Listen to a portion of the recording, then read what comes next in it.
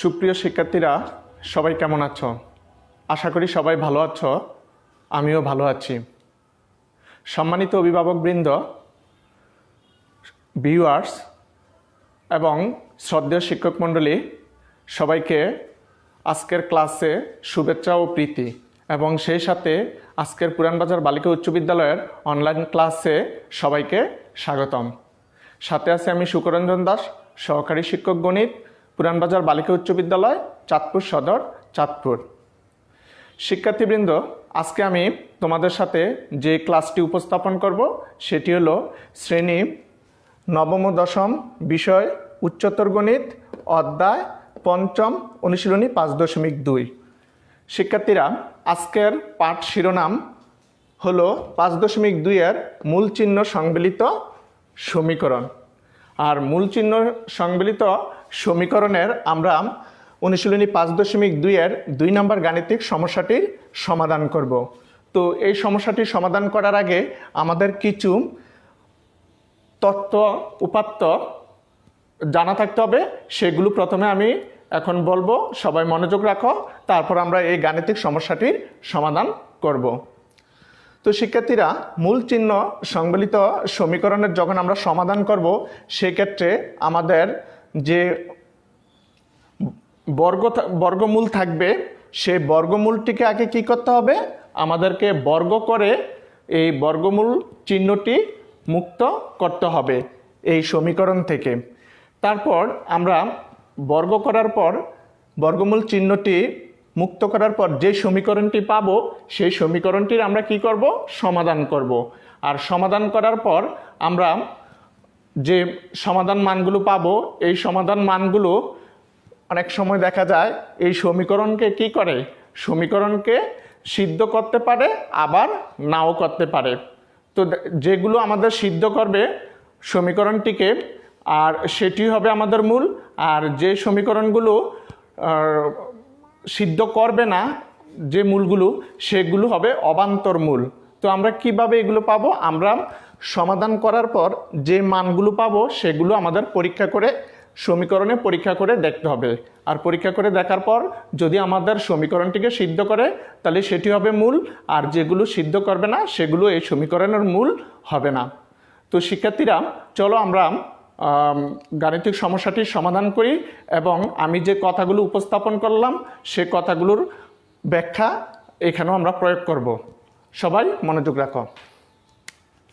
প্রথমে আমি বলেছিলাম যে আমাদেরকে বর্গমূল যে চিহ্নটি আছে, সে বর্গমূল চিহ্নটি মুক্ত করতে হবে। আর সেজন্য আমাদেরকে কি করতে হবে? বর্গ করতে হবে। তো প্রথমে আমরা উভয় পাশে, এই সমীকরণটির উভয় পাশে বর্গ করব। দেখো, √11x - 6 বর্গ চিহ্ন দিলাম, এখানে স্কয়ার। তারপর ডান পাশে 4x + 5 - √x - 1, এখানেও আমরা বর্গ চিহ্ন দিলাম, স্কয়ার। তাহলে উভয় পাশে আমরা কি করতেছি? বর্গ। আমরা প্রথমেই বলেছিলাম আমাদের কি করতে হবে? এই বর্গমূল চিহ্নটিকে মুক্ত করতে হবে। আর সেই জন্য আমাদের উভয় পাশে আমরা কি করব? বর্গ করব। আমরা বর্গ চিহ্ন দিলাম, বর্গ করলাম। এখন দেখো, আমরা যে কাজটি করব সেটি হলো, এখান থেকে বর্গমূল চিহ্ন আর বর্গ কি হবে? বাদ যাবে। সেক্ষেত্রে আমাদের এখানে কি থাকবে? 11x - 6 সমান। এখন দেখো, এখানে আমরা এই দুটি পদ পেলাম, এখানে হোল স্কয়ার। এখন আমরা প্রথম পদটিকে এ, পরের পদটিকে যদি বি ধরি, a - b হোল স্কয়ারের সূত্র এখানে আমরা প্রয়োগ করতে পারি। দেখো, a - b হোল স্কয়ারের সূত্র প্রয়োগ করলে কি হবে? a² - 2ab + b স্কয়ারের আলোকে আমরা এখানে কি লিখব? আমরা প্রথমেই লিখব প্রথমটি, অর্থাৎ এখানে √4x + 5 স্কয়ার, তারপর সূত্রের -2a, এর পরিবর্তে এখানে কি লিখব? √4x + 5 লিখব ইন্টু b এর পরিবর্তে এখানে কি লিখব? √x - 1। তারপর সূত্রের plus root x minus one তার হোল স্কোয়ার।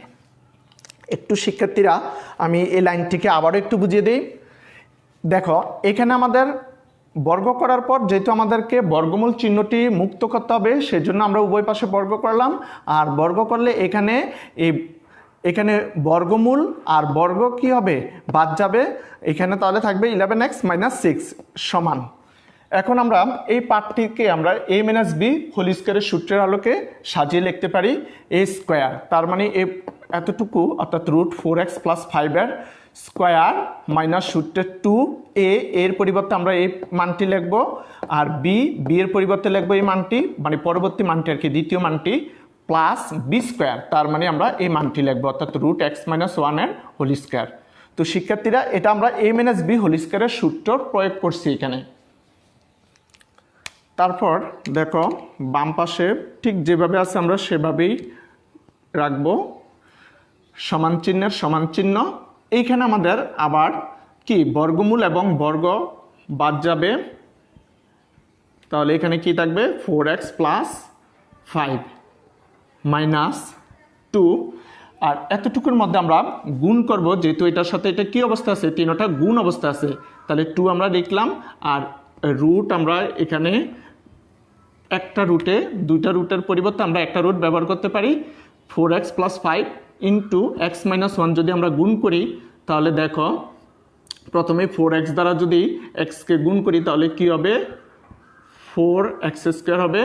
তারপর 4x এর সাথে -1 গুণ করলে -4x হবে, প্লাস 5 দ্বারা যদি আবার গুণ করি তাহলে প্লাস 5x হবে, প্লাস 5 এর সাথে -1 গুণ করলে কি হবে, -5 হবে।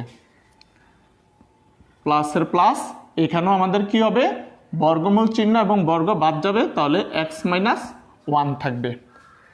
তো শিক্ষার্থীরা দেখো এই জায়গাটাতে আমরা -2, আর এখানে আমরা কিন্তু রুট দুইটা না লিখে একটা লিখবো, আর 4x + 5 এর সাথে x - 1 কি করব, গুণ করব। তাহলে আমরা এখানে গুণ করলে এই মানটি পাবো, অর্থাৎ 4x² - 4x + 5x - 5 পাবো। আর এখানে বর্গমূল এবং বর্গ বাদ যাবে, তাহলে কি থাকবে, +x - 1। এখন দেখো 11x - 6 সমান, এখানে 4x এর সাথে x আমরা যদি প্লাসের কাজ করি কি হবে, 5x হবে, প্লাস 5 - 1 এর কাজ করলে প্লাসের চিহ্নের সংখ্যা বড়, প্লাস চিহ্ন হবে, 5 থেকে 1 বাদ দিলে কি থাকবে, 4 থাকবে, -2 রুট, এখানে আমরা যোগ বিয়োগের কাজ করব, তাহলে 4x², আর এখানে হবে কি প্লাস 5x থেকে 4x বাদ দিলে একটা x থাকবে, -5, তাহলে 4x² + x - 5 থাকবে। এখন দেখো 11x - 6, এই 5x যদি আমরা সমান চিহ্নের বাম পাশে নিয়ে আসি, চিহ্নের পরিবর্তন করতে হয় তোমরা জানো, প্লাসের 5x আছে, মাইনাসের 5x হবে, +4 বাম পাশে নিয়ে আসলে -4 হবে, সমান, এখানে সমান চিহ্ন, ডান পাশে থাকবে -2 রুট 4x² + x - 5, বা এখানে আমরা যোগ বিয়োগের কাজ করলে কি হবে, 11x থেকে 5x বাদ দিলে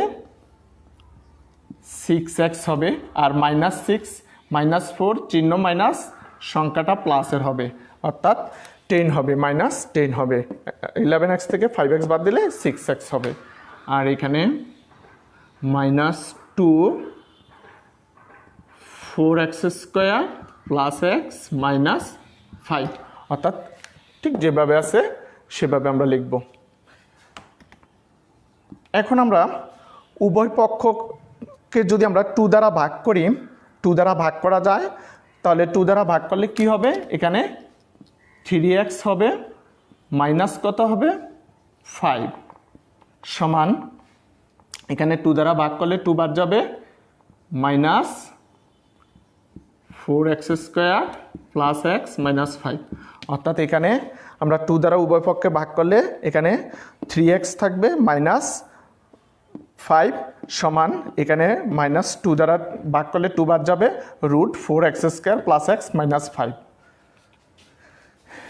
এখন আমরা শিক্ষার্থীরা যেহেতু এখানে বর্গমূল চিহ্ন রয়ে গেছে আমরা এই বর্গমূল চিহ্নটাকে বাদ দেওয়ার জন্য অর্থাৎ মুক্ত করার জন্য আবারও পুনরায় কি করব, বর্গ করব। তাহলে দেখো 3x - 5 whole square minus √4x² + x - 5 whole square. এখানে আমরা লিখতে পারি পুনঃ বর্গ করে অর্থাৎ পুনরায় বর্গ করে। তাহলে আমরা পুনরায় বর্গ করলাম। তো শিক্ষার্থীরা তোমরা নিশ্চয়ই এতটুক পর্যন্ত বুঝতে পেরেছ। আমাকে একটু মুছতে হবে কারণ এখানে আমি আবার উপর থেকে লিখে আসব।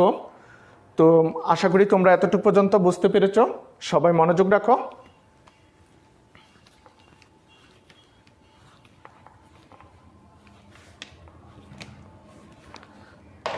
এখন দেখো পরবর্তী কাজ, বা আমি একটু দেখিয়ে দিই যে আমরা এখান থেকে এই লাইন লিখতেছি। তাহলে দেখো এখানে আমাদের a - b হোল স্কয়ারের সূত্র হয়, আর a - b হোল স্কয়ারের সূত্রের আলোকে আমরা কি লিখতে পারি, এখানে 3x স্কয়ার মাইনাস সূত্রের 2 × 3x × 5 প্লাস কি 5 স্কয়ার, অর্থাৎ a - b হোল স্কয়ার সূত্রের আলোকে লিখলাম a square minus 2ab plus b square সমান চিহ্ন দেব। আর দেখো এখানে আমাদের যেহেতু উপরে হোল স্কয়ার আছে, যেহেতু পাওয়ারটা 2 জোড় সংখ্যা, আমরা জানি যে পাওয়ার যদি জোড় সংখ্যা থাকে আমাদের ব্র্যাকেটের ভিতরে মাইনাস চিহ্ন থাকলে সেটা কি হয়ে যাবে, প্লাস হয়ে যাবে। আর এখানে বর্গ মূল চিহ্ন আর বর্গ বাদ যাবে, সেক্ষেত্রে আমরা এখানে লিখতে পারি 4x² + x - 5। এখন দেখো এখানে আমরা 3x স্কয়ারের কাজ করলে 9x² পাবো, আর এখানে -2 এর সাথে 3 গুণ করলে 6, তাহলে এখানে কত হবে, আবার 5 এর সাথে গুণ করলে 30x প্লাস এখানে আমরা পাবো 25, 5 এর স্কয়ার করলে সমান 4x² + x - 5।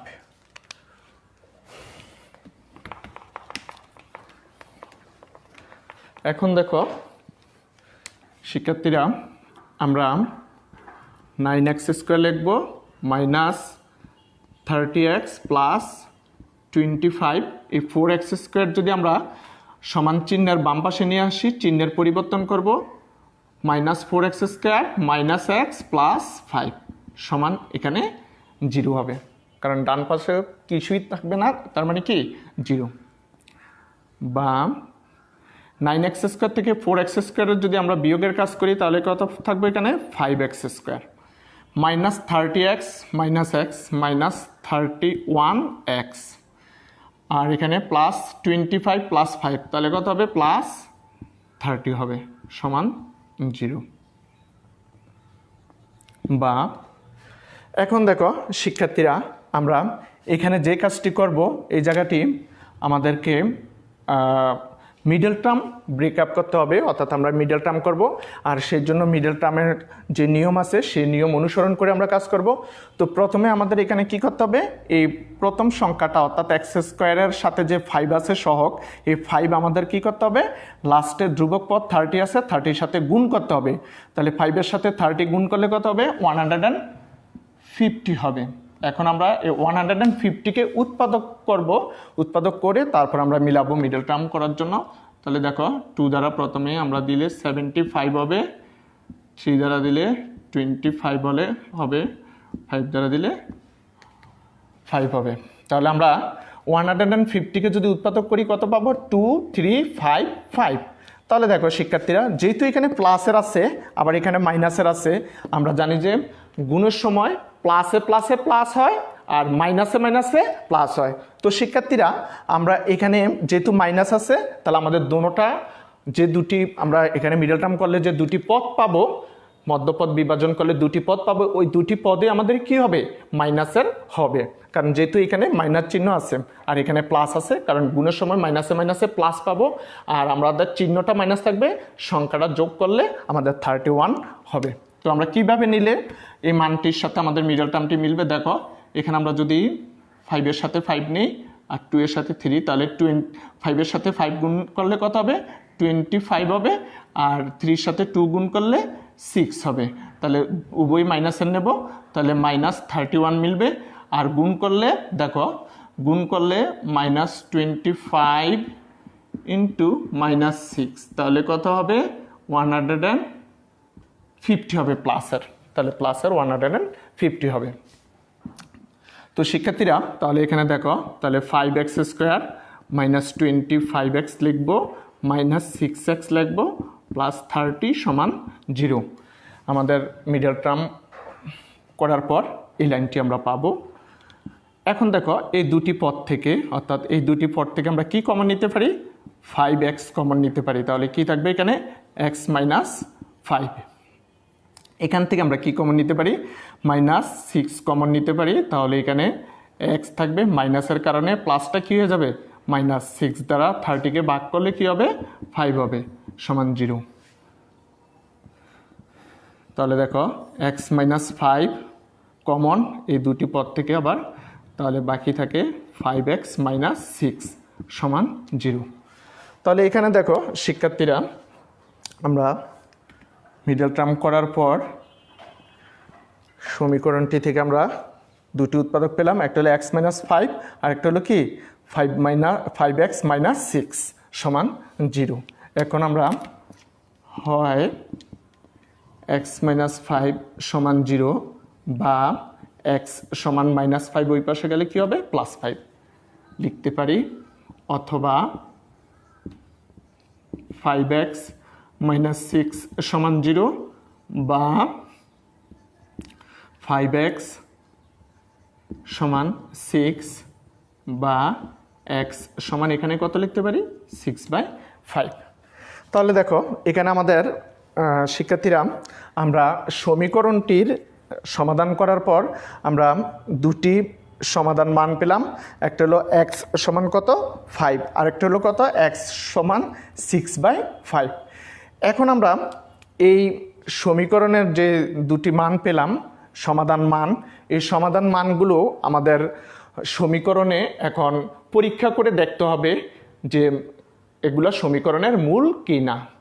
যেটি আমাদের সমীকরণটিকে, যদি দুটি মানে আমাদের সমীকরণটিকে সিদ্ধ করে, তাহলে দুটি মানে আমাদের সমাধানে হবে, আর যদি একটি করে আরেকটি না করে, তাহলে যেটি করবে সেটি হবে সমীকরণের মূল সমাধান মান, আর যেটি না করবে, যে মানটি না সিদ্ধ করবে, তাহলে সেটি সমীকরণের মূল হবে না।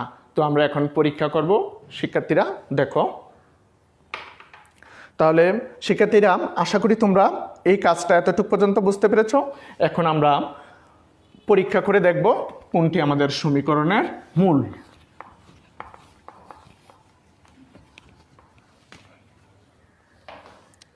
প্রথমেই আমরা যে দুটি মান পেলাম, একটি হলো x সমান কত, x সমান আমরা পেলাম 5, আর একটা পেলাম কত, x সমান 6/5। এখন আমরা সমীকরণের প্রথমেই x সমান, এখানে আমরা শুদ্ধি পরীক্ষা লিখতে পারি, শুদ্ধি পরীক্ষা। প্রথমে আমরা x সমান 5 নিয়ে কাজ করব। x সমান 5 হলে সমীকরণের বাম পক্ষ, আমরা সমীকরণের বাম পক্ষ মধ্যে বসাবো। এখানে আমাদের সমীকরণের বাম পক্ষ হলো 11x - 6, তাহলে 11 × 5 - 6, তাহলে এখানে আমরা কত পাবো,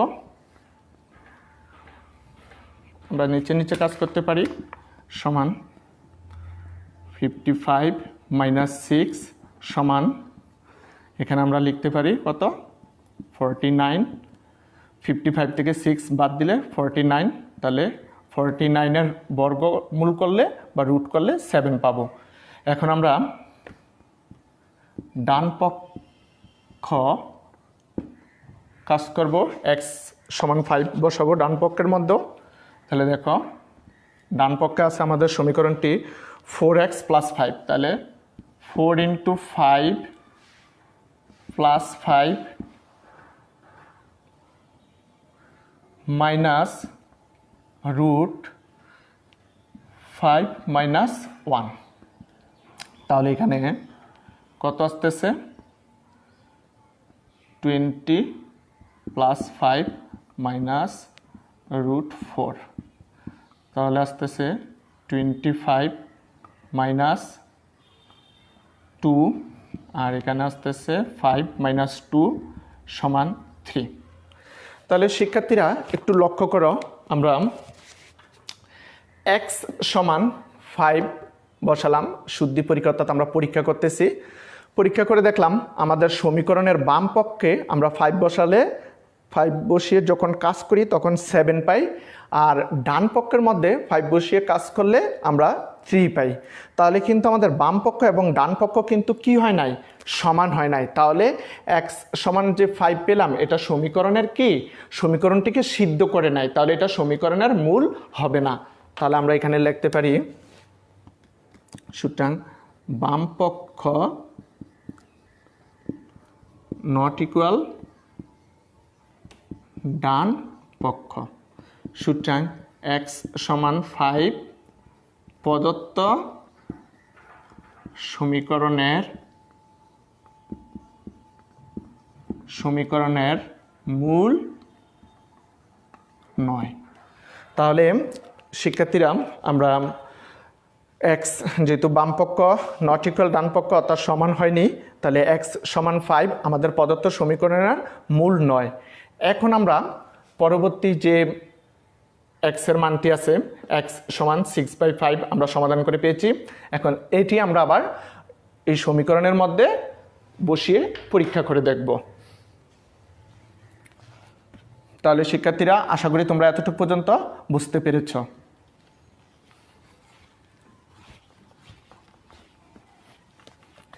এখন আমরা x সমান 6/5 বসাবো। তাহলে দেখো এখানে আমরা বাম পক্ষ 11 × 6/5 মাইনাস 6, আমরা এখন x এর জায়গায় এই মানটি বসাবো, রুট 66।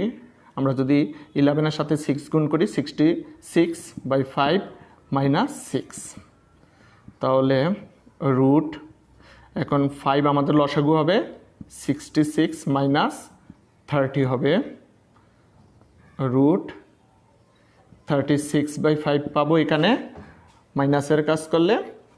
এখন আমরা দেখো যদি এই বর্গমূলের কাজ করি উপরে এবং নিচে, তাহলে এখানে উপরে হবে 6 আর নিচে হবে রুট 5, অর্থাৎ আমরা উপরে এবং নিচে যদি বর্গমূলের কাজ আলাদা আলাদা করি তাহলে 36-এর বর্গমূল করলে 6 হবে আর 5-এর বর্গমূল করলে রুট 5ই থাকবে। এখন আমরা ডান পক্ষের মধ্যে কাজ করব। সমীকরণের ডান পক্ষের মধ্যে আমরা 6/5 x এর জায়গায় বসাবো, root 4 × 6/5 plus 5 minus root 6/5 minus 1। এখন দেখো 24/5 প্লাস 5 মাইনাস রুট 5 লসাগু হবে 6 মাইনাস 5, রুট এখানে 5 লসাগু 24 প্লাস 25 হবে, কারণ আমরা লসাগুর কাজ করলে লসাগু হবে 5 আর এখানে 5 দ্বারা 5কে ভাগ করলে 1 হবে, 24-এর সাথে 1 গুণ করলে 24 প্লাস 5-এর সাথে 5 গুণ করলে 25 মাইনাস এখানে আমরা কি পাবো √1/5। এখন দেখো √49/5 হবে মাইনাস এখানে আমরা রুটের যদি কাজ করি 1-এর রুট করলে এখানে 1ই পাবো, আর রুট সাথে 5-এর কাজ করলে √5 পাবো। ঠিক এখানেও আমরা উপরে নিচে যদি রুটের কাজ করি তাহলে 7/√5 পাবো মাইনাস 1/√5 পাবো। এখন আমাদের লসাগু করলে কি হবে √5 হবে লসাগু, তাহলে 7 - 1 তাহলে কি পাবো আমরা 6/√5। এখন দেখো শিক্ষার্থীরা আমরা এক্সের পরবর্তী যে মানটি আছে 6/5, এই মানটি আমরা সমীকরণের বাম পক্ষের মধ্যে বসিয়ে কাজ করলে 6/√5 পাই, এবং আমরা ডান পক্ষের মধ্যে বসিয়ে কাজ করলেও আমরা ঠিক কাজ করে আসার পরও 6/√5 পেলাম। তাহলে শিক্ষার্থীরা আমাদের বাম পক্ষ এবং ডান পক্ষ কি সমান হয়েছে, তাই না? তার মানে আমাদের যে x সমান যে 6/5 এটি সমীকরণকে কি করে সিদ্ধ করে, তাহলে এটি আমাদের সমীকরণের মূল, অর্থাৎ এটি আমাদের সমাধান মান। তাহলে আশা করি তোমরা এতটুকু পর্যন্ত বুঝতে পেরেছ। এখন আমি পরবর্তী লিখব, দেখো সুতরাং বাম পক্ষ সমান ডান পক্ষ x সমান 6/5 প্রদত্ত সমীকরণের মূল। তাহলে x সমান 6/5 আমাদের প্রদত্ত সমীকরণের কি মূল। সুতরাং আমরা এখন লিখতে পারি নির্ণেয় সমাধান x সমান 6/5 অ্যান্সার। তো শিক্ষার্থীরা তাহলে যেহেতু আমরা x সমান 6/5 বসালে বাম পক্ষ এবং ডান পক্ষ সমান হয়, তাহলে x সমান 6/5 প্রদত্ত সমীকরণের আমাদের কি মূল। সুতরাং নির্ণেয় সমাধান x = 6/5। তো শিক্ষার্থীরা আমি আজকে অনুশীলনী 5.2 থেকে যে একটি গাণিতিক সমস্যার সমাধান করেছি এবং তার পূর্বে কিছু ব্যাখ্যা দিয়েছি, তোমরা বাসায় আবারও মনোযোগ দিয়ে এই ব্যাখ্যাগুলো দেখবে এবং শুনবে, শিখবে। আর যে সমস্যাটি সমাধান করেছি এই সমস্যাটি ভালোভাবে কয়েকবার প্র্যাকটিস করবে, এবং সেই সাথে আমি তোমাদেরকে কিছু বাড়ির কাজ এখন দেব, তোমরা বাড়ির কাজগুলো খাতায় লিখে নাও, এইগুলো তোমরা বাসায় প্র্যাকটিস করবে।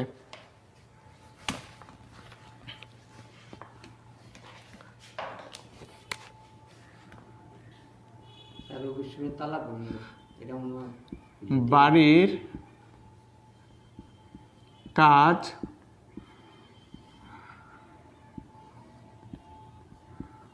অনুশীলনী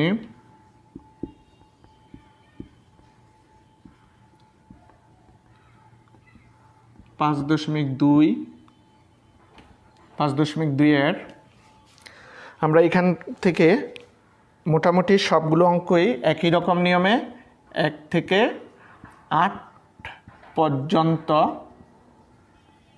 থাকবে। তো সেক্ষেত্রে একটু লক্ষ্য করো, বাড়ির কাজ অনুশীলনী 5.2 1 থেকে 8 পর্যন্ত, এই 1 থেকে 8 পর্যন্ত তোমরা বাসায় অবশ্যই চেষ্টা করবে এবং আশা করি তোমরা পারবে।